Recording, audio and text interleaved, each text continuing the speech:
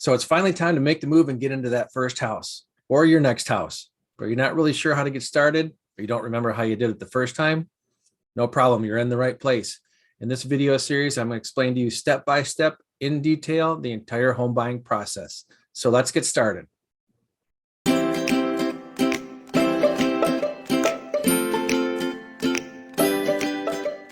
Hi, I'm Mike Padlo. I'm a realtor in the Detroit Metro and Michigan Downriver areas. And you're watching me on my YouTube channel, Detroit Area Homes. Okay, so let's get started in buying that house.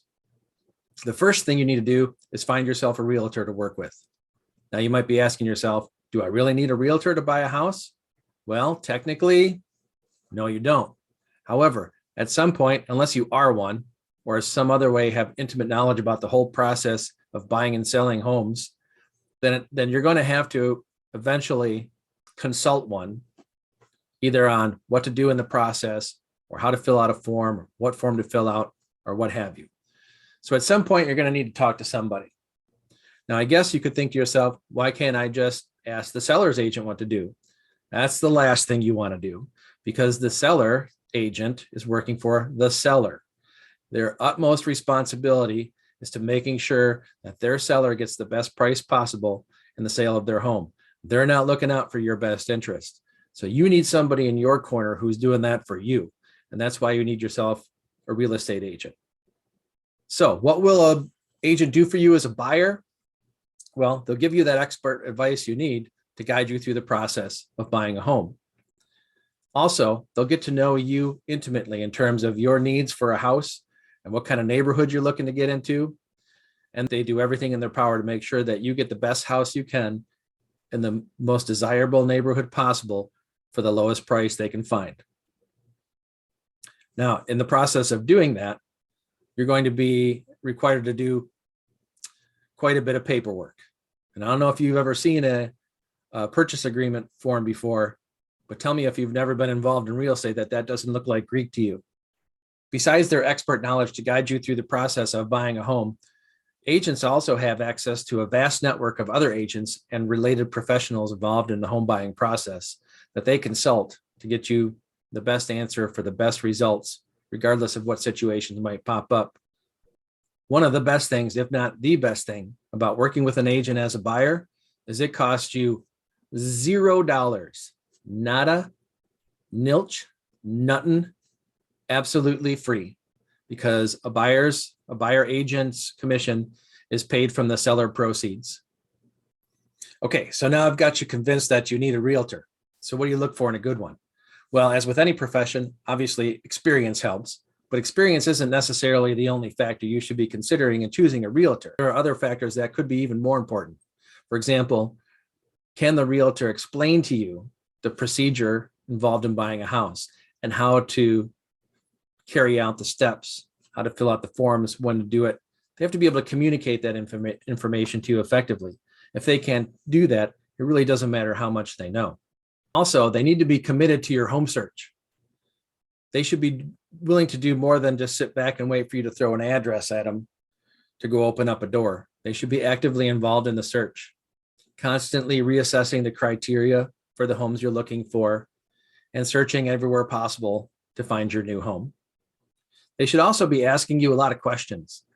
They should be getting to know every detail they can about what you're looking for in a house, what you're looking for in a neighborhood, what your family needs to get out of the features of the house. The more they know, the more they can help you find the right house. Finally, you need to find a realtor that's got a personality that you can work with.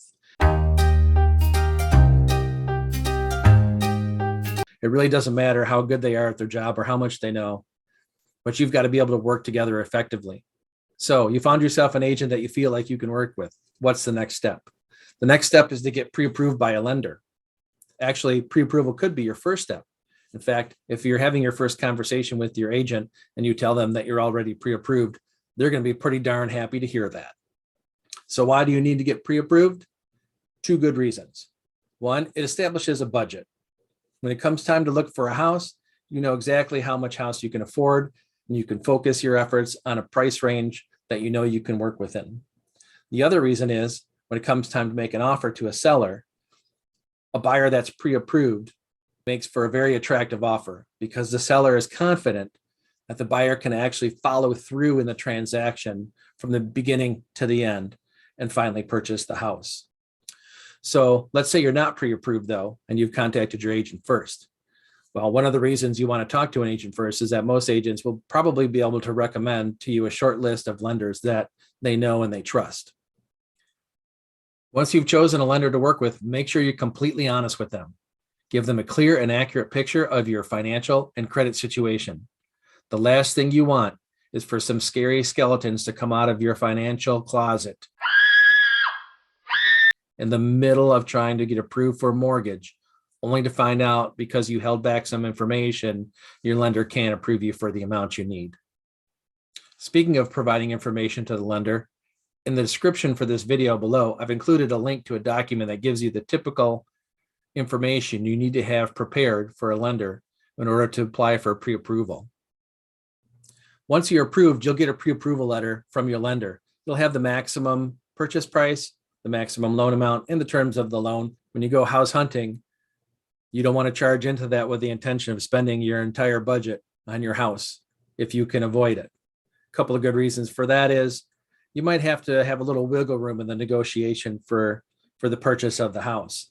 If you're in a market like the one we've been in for the last couple of years, it was pretty common for a buyer to have to bid above the selling price. So if your budget is $250,000, you probably should be shopping for homes around $220,000, $230,000.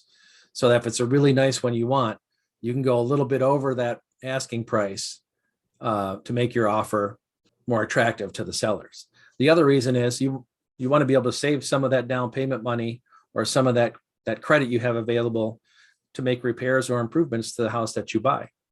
All right, you got yourself an agent you can work with, you're pre-approved, you got a budget, you're ready for the next step. To see that next step, check out part 2 in this 4-part series. And don't forget to subscribe to my channel. I release new videos every week and you don't want to miss one. Thanks for watching.